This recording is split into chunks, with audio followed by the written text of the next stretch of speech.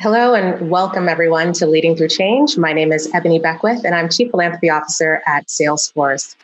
Just want to start off by saying that today's episode is not originally what we had planned, but in light of recent events, instead of canceling, we really wanted to make space for this very important conversation because there is a lot of pain in the Black community. And like so many of you, sometimes I feel like I have to hold it all together. The truth is, I am heartbroken, I am outraged, I am grieving, and I'm also scared. Because against this backdrop of a global pandemic, we also are experiencing the ongoing effects of systemic racism. And that's not new. It's been around for many, many, many years, far too long. And it's really hard to imagine, where do we even start? How do we make change? This is going to be a very difficult yet powerful and very necessary conversation. So we're going to have to get comfortable being uncomfortable. And it's okay, I think, to acknowledge that we don't know the right things to say. We are feeling some kind of way. I feel very overwhelmed. I often am at a loss for words right now. And I'm sure many of you feel that way too. You know what? We also don't have all the answers, but what we do have right here, right now, is a platform.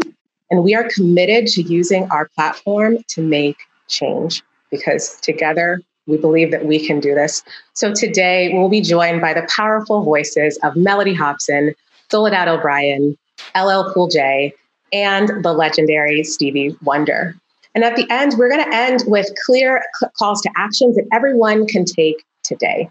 I also want to promise you that this is not the end of this conversation. It is only the beginning for us. Again, we cannot shy away from it. We are going to address this head on. So now I want to bring in Salesforce Chair and CEO, Mark Benioff. Mark, welcome. I know you care deeply about this issue. You and I have had many conversations about this. So as CEO of Salesforce, as a parent, as a friend, as a human, I'd love for you to start by sharing what's on your mind right now. Well, you're on my mind, Ebony. So thank you for saying that. You're on my mind, and Christina's on my mind, and so many of the people who put this program together are on my mind because of the conversations that we've had in the last few days. But let me just begin by thanking everybody for joining us today. Thank you for being here. This is such a deeply troubling moment for all of us.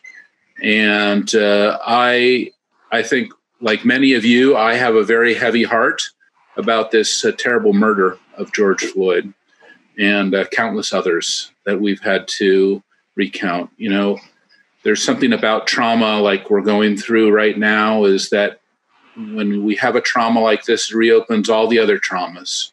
It's like a window that we look through to see everyone else that we've lost. And it's upsetting. It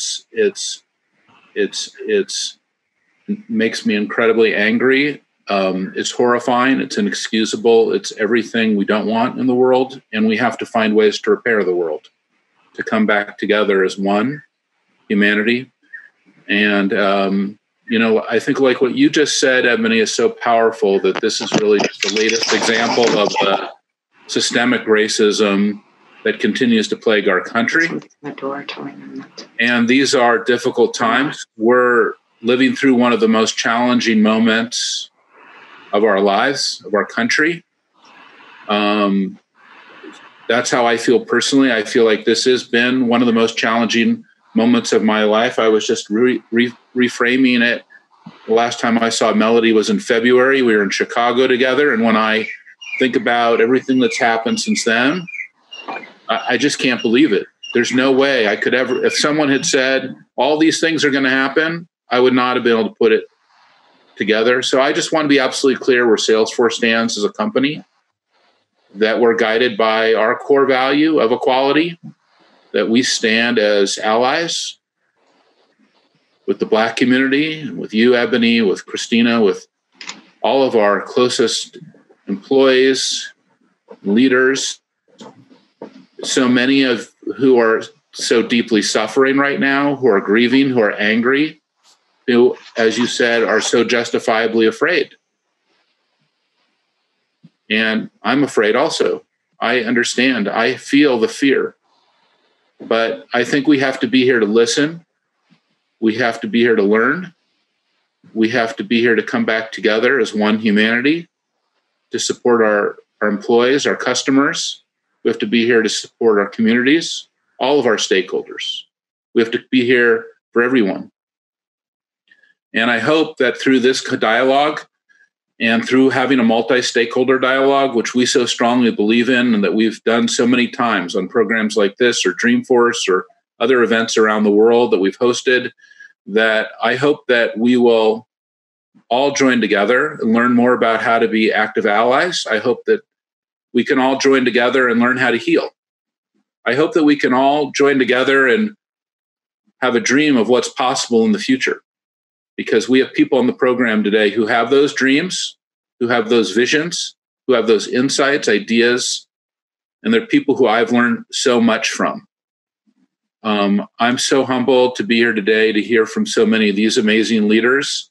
And I feel that we're also fortunate to be able to hear from them today and to have that vision from them and to listen so closely to them. But I want to welcome our first guest, Mellody Hobson.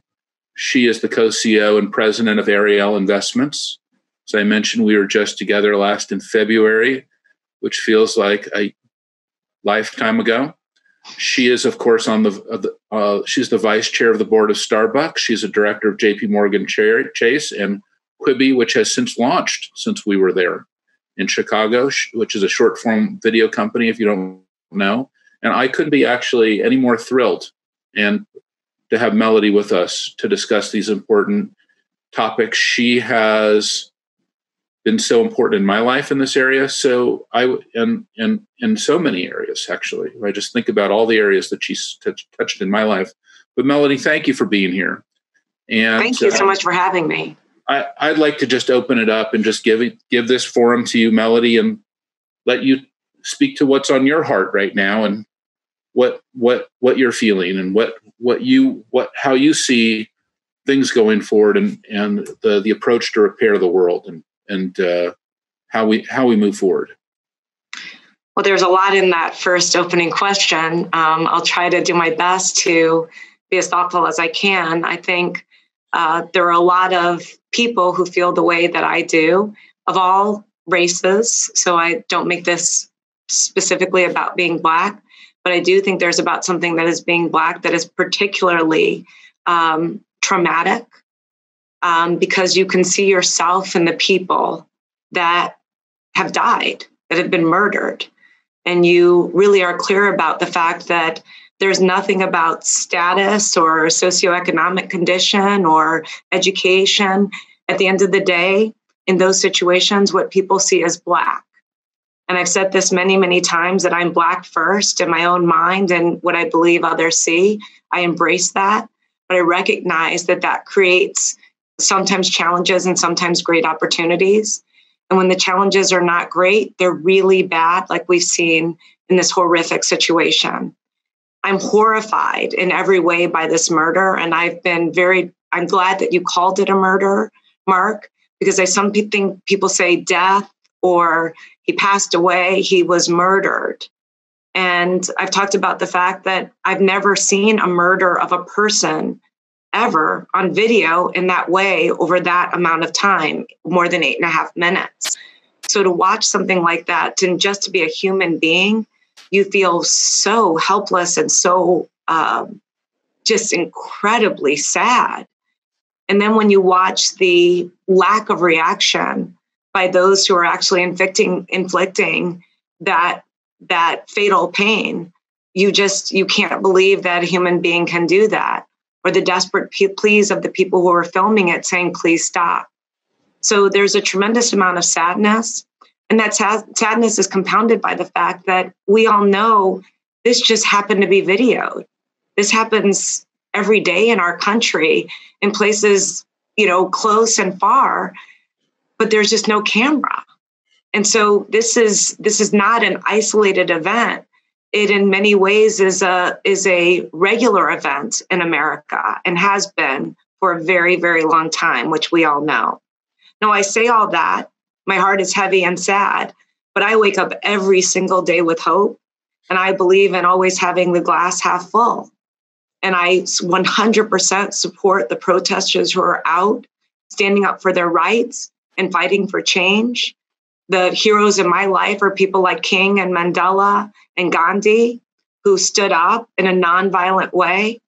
And while I stress the nonviolent piece, I understand the violence. I don't agree with it in any way at all, because we've had a situation where we have a pandemic, a health crisis, turn into a global financial crisis that has now turned into a race war.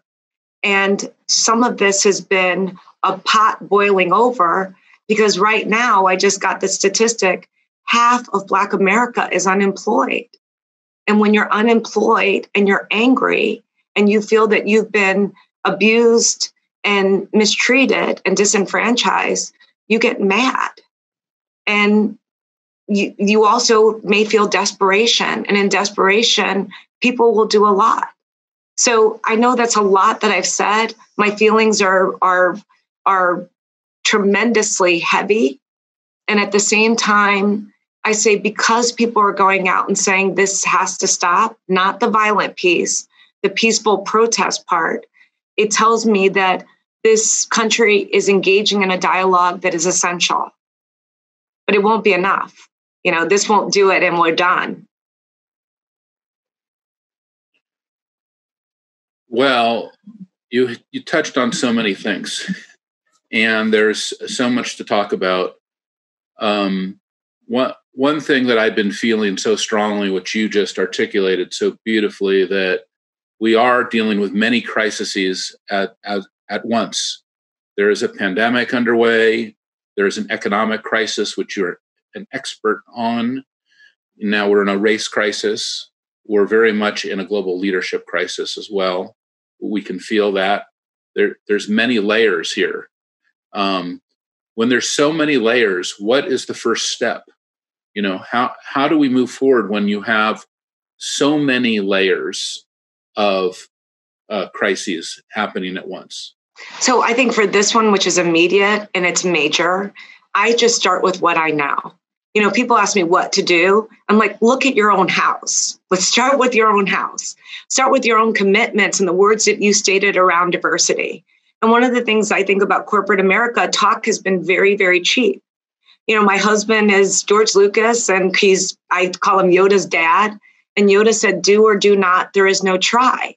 But for whatever reason in corporate America, on issues related to diversity, leaders talk about the fact that they're working on it. I mean, it's literally, you hear it over and over again, that they're trying really hard. And yet, in everything else we do in corporate America, you don't get points for trying. You either get it done or you don't get it done. And when you don't get it done, you don't have your job. We can't work on hitting our earnings targets. We can't work on the project launch date. It has to happen. And if it doesn't, there are consequences. So I think from a corporate perspective, we have to be very clear about our own house. And at Ariel, we talk about the 3 Ps: people, purchasing, and philanthropy. And one of my favorite lines of all time that I love in the investment business, math has no opinion, just count. And when you count on those things, what does the leadership of your company look like when it comes to diversity? And I start with leadership. Everyone wants to talk about the pipeline or the interns. I think the top sets the tone. Who do you do business with? Are you inclusive in your business practices? And when you are philanthropic, do you consider everyone? It's interesting because people often put the philanthropy first. They think the philanthropy settles the score. But we don't want donations. We want opportunities as a community. And at the end of the day, when those opportunities are fairly dealt out, I think we get plenty of chance to show what we're capable of. And so thinking about this fact of just counting and measuring and really having targets. When I say targets, people think about quotas, but we have targets for everything else in what we do. Everything. When we get hired as an investment manager, people say, how much can you outperform your benchmark? They pin us down. And if we don't hit those goals over a reasonable amount of time, if we don't have a good reason, we may not keep that account. So again, this idea of having targets, looking at our own house before we go out and try to solve, social justice and all the things that need work. Let's start with our own power alley of what we know that we can control and where we can move the needle. Well, I think that's so powerful what you said, people and purchasing and philanthropy and starting with your own house. At Salesforce, we say, let's start with our core values. What is really important to us? And we know that one of our core values at Salesforce that we operate from is equality. It's one of the reasons that we've been able to connect with you on so many programs, Mellody, and why it's so important that you're here today. And then we talk about how do we operationalize that value? How do you create equality? Like you're saying, in the board level, the management team. I'm so fortunate to have Ebony running this program today, who directly reports to me. She's had such a huge impact on the company. We have also we have a chief equality officer at Salesforce. He's Tony Profit. He's had such a huge impact on the company. We recently had the vision to have a greater impact that he could also run recruiting, and that equality and recruiting be connected. This idea of pipelines and all this becomes very amorphous when we can actually say our equality programs and our recruiting programs are one integrated program. And here I just have to give you so much credit, Mark, because I had heard you say this. I've seen the leadership that you've attracted to your company. Bernard Tyson was a very close friend of mine. Robin Washington is someone I know, so I know at your board level. Tony was someone I knew from before he joined you at Microsoft. And when he took that job and said, I'm reporting directly to Mark, that spoke volumes to me about how serious you were. I remember, and I'll use Ariel as my own story of pitching business at Salesforce and meeting Mark Hawkins, the great leader that you have there, who was awesome and had breakfast with me one morning at 8 a.m. And he said, I believe what you believe. We believe what you believe. And when we find people out there who have good products or services to offer to our team, in our case, we're in your 401k plan, and we're so fortunate and so appreciative of the opportunity, we want to work with them. And you actually put your money where your mouth was. You actually came through on all the things that you talked about. Very few companies have been able to get this far. And I'm sure it wasn't easy, but the one thing was you were very intentional, as you've been with all the things that you've done as you've grown that business. And this intention equals everything I've seen you, far exceed expectations and everything else that you've done. And I don't say that as just a pat on your back or because, we're one of your managers. I see it because I've actually seen it as being true. If this could be emulated, if your voice could be out there with other leaders like you, it's great you have me and it's great you have Soledad, but there are a bunch of CEOs that could learn a ton from what you have already done. And if we could pay that forward in that way, instead of people just, again, continually talking about how they're working towards a goal that they won't set a target on and can't hit, and they don't incentivize people to hit, I think it would just be a game changer. So much about the civil unrest is about economic inequality. When there's a fair opportunity for success or failure, I think it takes so much angst out of everything. Even little kids want things to be fair. It's one of the comments they'll make. That's not fair. And one of the reasons I think that our community has succeeded so much in sports, and I said this the other day, is because the free throw line doesn't move or didn't move when Michael Jordan went to shoot. But in so many other things we do, the free throw line moves. You mentioned Bernard Tyson. We lost him tragically last year. He was an incredible mentor to me. He was on the board of Salesforce. He's an incredible human being. One of our executives sent me this beautiful text that he wrote in 2014. I posted it last night on Twitter. I'll read the last paragraph of it. He said, "The pursuit of life, liberty, and happiness can become a reality for everyone if we eliminate issues standing in the way of improved race relations.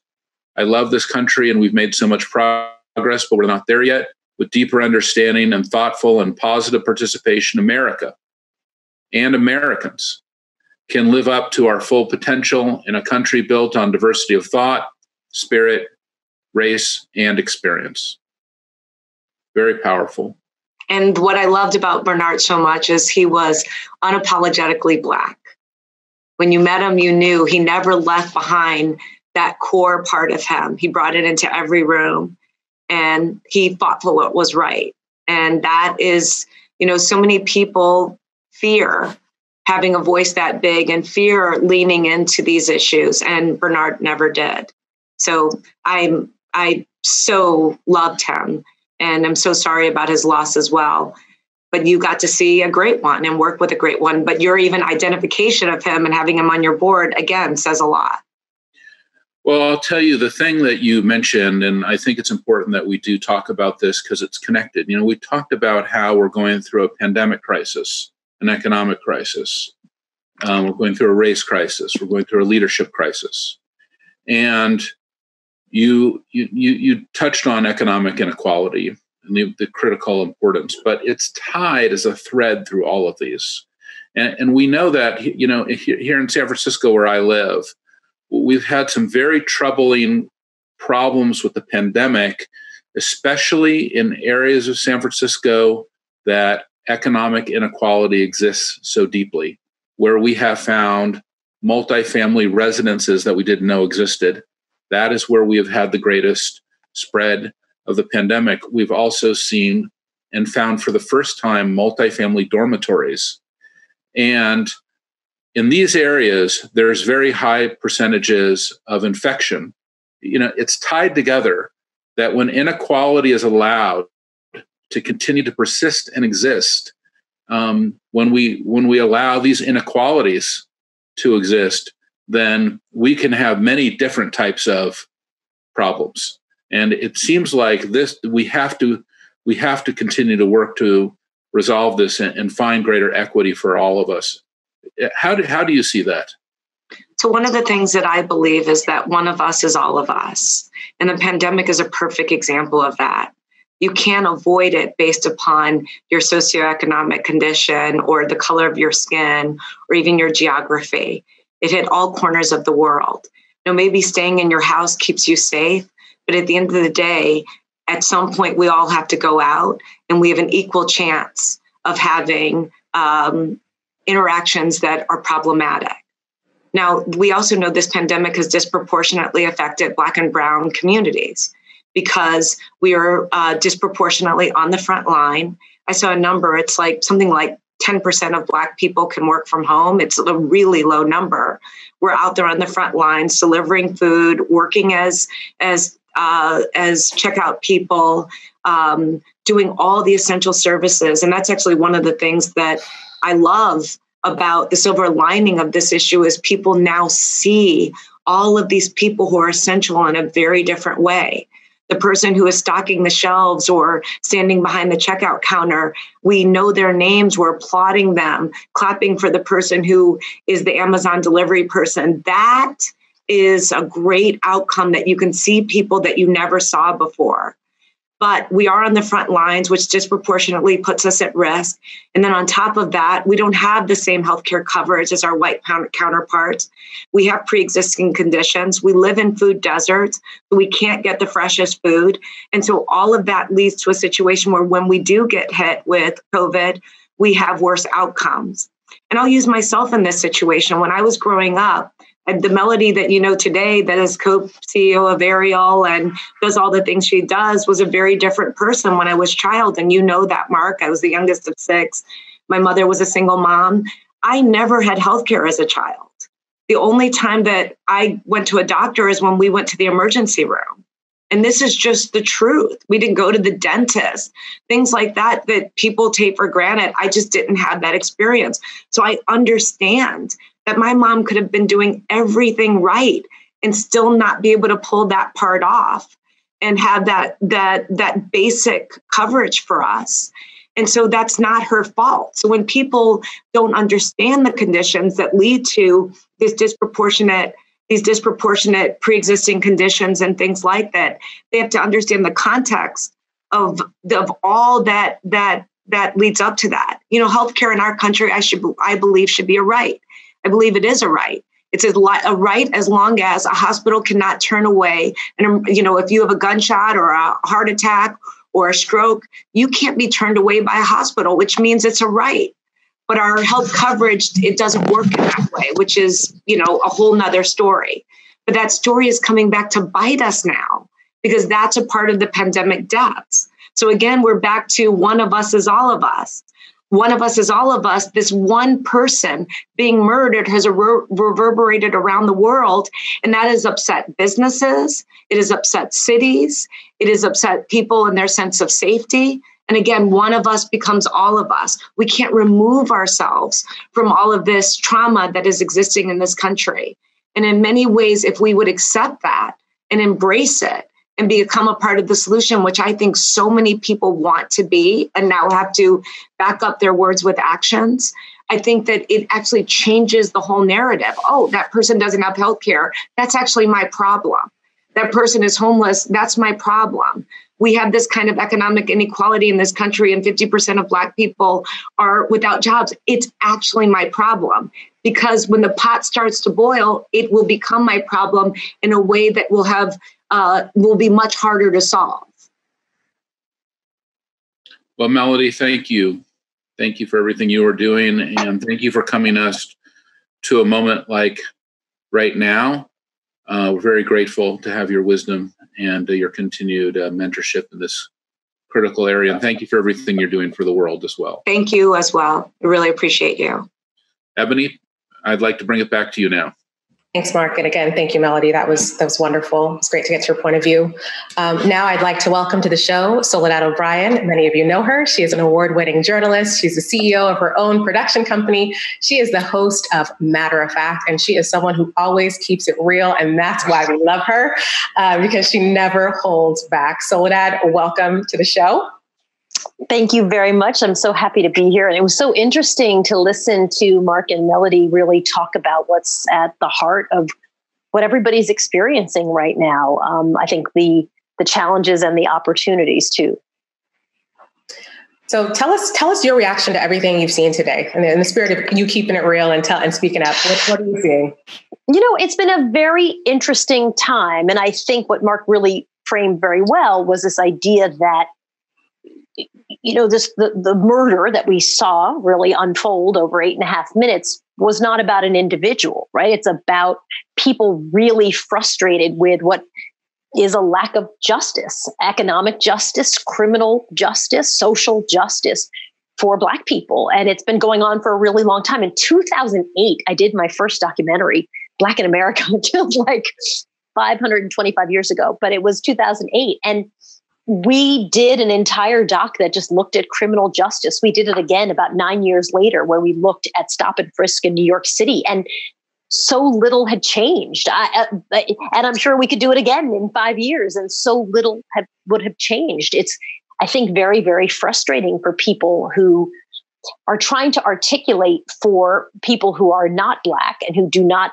live these experiences around policing, how exhausting, how traumatizing, how crazy it is to live in a world where you are assumed to be guilty immediately. There's a video going around. It takes place in Van Nuys. I saw it this morning.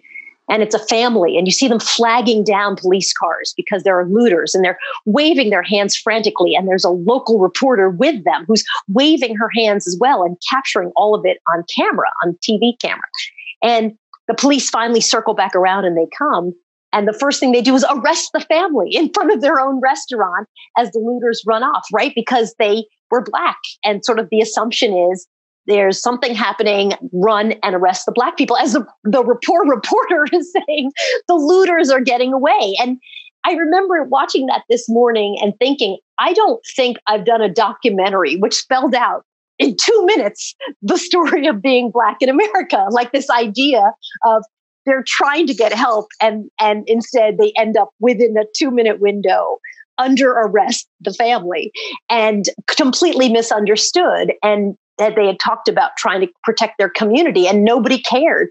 And it was really sad and frustrating. And I think that's where America is right now. Mm-hmm. So given that, and that people are trying to help, it's being misunderstood. I know a lot of people are wondering what they can do to help. Do you have any advice on that? Yeah, I think there's a lot of, in this day and age, hashtag whatever, or tweet your support of. And I mean, that's nice. I think it's irrelevant. And I think Mellody actually really spoke very clearly about it. It's about tangible, intentional change, right? Number one, start where you are. I always tell reporters, don't tell me about who you're booking today in the middle of riots. What are the stories that you do? Do you cover these stories? The coronavirus was the top story until the protests became violent, right? Violence is what moved those stories to the top of the newscast.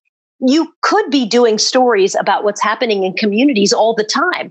They just don't. And so I think, when we started doing Matter of Fact, which is a public affairs show, it airs on her station, just under 2 million viewers every Sunday morning. And one thing that we found was we actually had to track how we told our stories. If we're going to be committed to diverse voices, maybe we should really track to make sure we're doing what we say we're doing. And we're going to be committed to anybody who's on the air as an expert. We should track. Are we really talking to experts? We did a segment once on millennial voting, and I remember we booked a very nice guy, middle-aged guy, to talk about it. And I remember thinking, we need a millennial voter, right? She should be talking about why she doesn't vote. And so for us, we really learned it's about holding yourself accountable and tracking these things and being very intentional. You can't have good wishes around what you hope one day your executive team is going to look like. You actually just have to say, here's what we need to see. I often have blunt conversations with executives around, if your refrigerator was having problems and you were selling refrigerators, you'd want to know why. How come you don't want to track why all the Black people are leaving your company? How come you don't want to track why you have not been able to promote people of color within your organization? And I think it really is a matter of people understanding there's a certain amount of intention around it. So my answer to what can I do, number one, is be intentional and track things. And number two, really make sure, don't just be an advocate in, yay, hashtag Black Lives Matter, but actually in meetings, be that person who says, I agree. I'd like to see a more diverse team. I agree. I don't know 5 people who'd be great candidates for this job, but I know someone who I could bring in who could give us advice. It really is as simple as that, because as Mellody pointed out, in business, you're held accountable for these decisions. It's not like we all just, gosh, boy, I hope I make my numbers. Oh, you make your numbers or you don't work there anymore. You lose your job. And I think we have to hold people accountable in that, whether they're reporters or running businesses. This idea of, I want to be an ally. So did you see what I tweeted? Hashtag, blah, blah, blah, is just not good enough. So Soledad, let's dig in there. I love what you were saying about business and leaders, and going back to Mellody and looking at your own house. What is the best way for leaders to engage? And also, if you're not a leader in a company, let's say you're in marketing or in communications, what can you do to help make change? Listen, I think communications really leads the way. And part of the challenge, and I think Mark mentioned this, right? We're in this leadership challenge where today, a bunch of senators were asked, well, what did you think of what the president did yesterday? And all of them, it would be laughable if it weren't so sad, sort of said something like, I didn't see it. I don't know, which is, clearly not true. Leaders step up and say, I recognize that this is actually my job. I'm responsible for this. So here's a plan. And by the way, get on board, or maybe this is not the right environment for you to be working in. Here's what we're doing as an organization. And I think the best leaders are able to articulate that and give reasons for why it's important. And it's good for the bottom line for the organization and good for the not bottom line of the organization. And all of that is communication. But it's about genuinely trying to figure out your messaging and what you're trying to do. I mean, we've seen so many really kind of amazing messages from people who are like, here at fill in the blank company, we believe this. And sometimes you're like, okay, well, let's not examine what you're really doing. And I really want them to say, rather than releasing a message, I'd like them to say, seeing these protests really made us recognize that economic inequality and racial injustice, we're done. We're done with it. We see what's happening. So here's what we're going to do. at our company, we're going to do these 4 things to make change. And we don't have to send out a really nicely worded statement on with a great background and cute pictures. We're actually going to do something. And I think when you do that, we know companies are more trusted than media and then politicians and most institutions. People want to work for organizations that believe in something. I think it's very good for those organizations to say, here's what we believe. We want to support our employees in this endeavor as well. But you can't be hypocritical. You actually, you have to do what you say you're going to do. And I think one thing we're seeing right now is, America talks as a nation. We have this sense of here are the ideals of America. Well, we need to live them for everybody, not just some people. MLK said that, 50 years ago. We now need to live the stuff that's on paper about America. And I think that shouldn't be a big ask, right? Right. Soledad, one of the things I love about watching you is that you are super quick to call out fake news, misleading headlines, mistakes by the media. It makes you really great. So how do we as individuals not get caught up in all the misinformation out there? Yeah, that's a really great question. And first of all, I think most reporters are trying to do a good job. And one reason that I call it out and I name names, I don't like doing the generic, here's generally what has to change. I like to say, this is wrong. And you wrote this, because people need to understand and be accountable to what they do and for the work they're doing. I think it's really about giving feedback. When there's a bad headline, people need to understand this is not a good headline. This headline is misleading. And also, frankly, local journalism is really suffering. So it is about saying, you know what, I am going to subscribe to the Detroit Free Press and the Miami Herald. Those are all places where people in the wake of the pandemic are actually losing their jobs, and they do such good work. So I think it's about really supporting good journalism, but also with your support saying, hey, so I write checks to you. I expect you to do a good job. I expect you to elevate experts. I expect you to ask tough questions. And I expect you to really be good reporters on these important stories about American democracy. So one of the things I hear a lot is that right now, people really don't know what to say. Even as a Black woman, it's hard to know what to say right now, but it can be very basic. Do I say Black? If you're white, do I refer to you as a Black person or an African-American person? How do you deal with giving people a common language? I'm sure you deal with this a lot. What are your thoughts?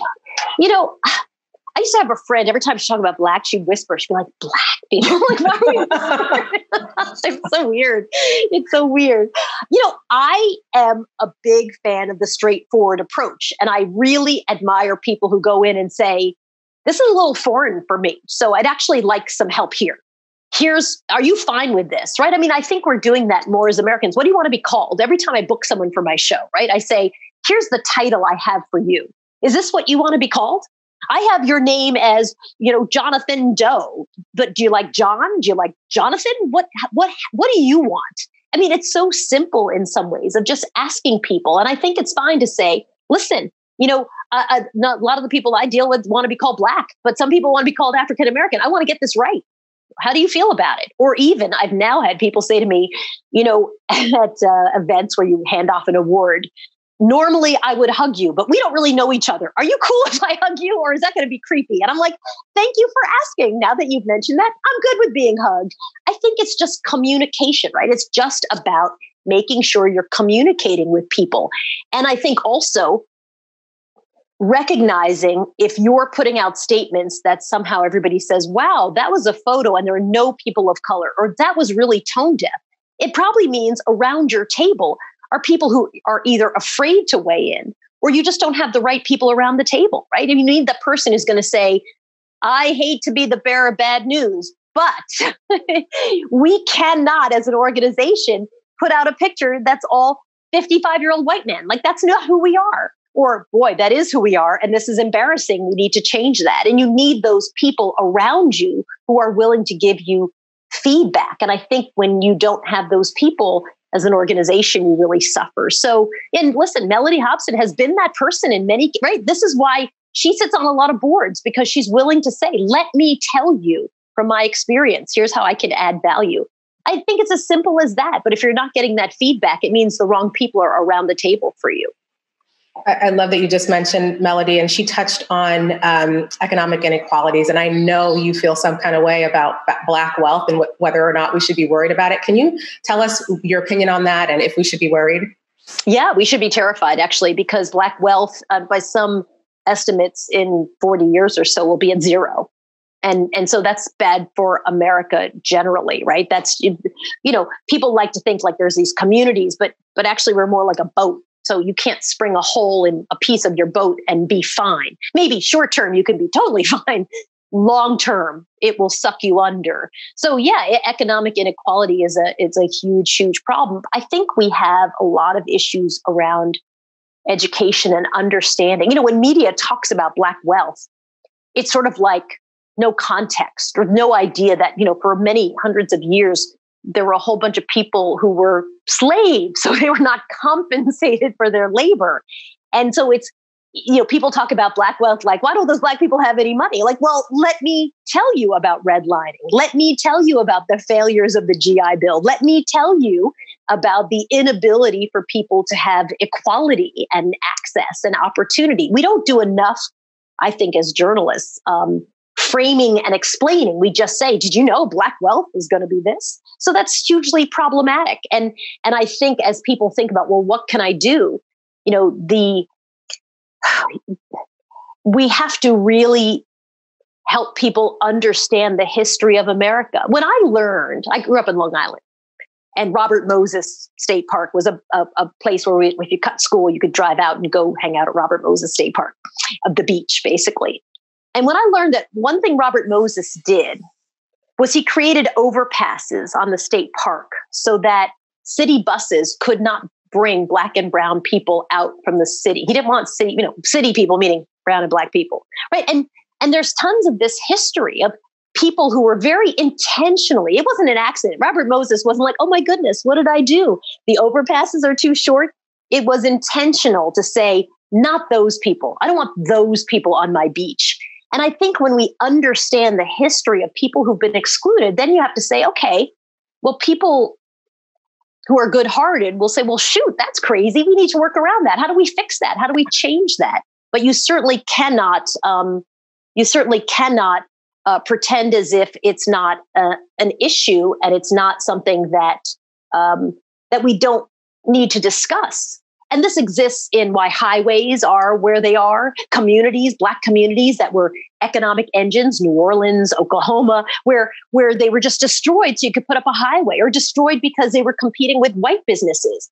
So I really feel like we are at a time where educating people about why we are in an unequal circumstance today is really essential. Otherwise, people just don't understand it, to be honest.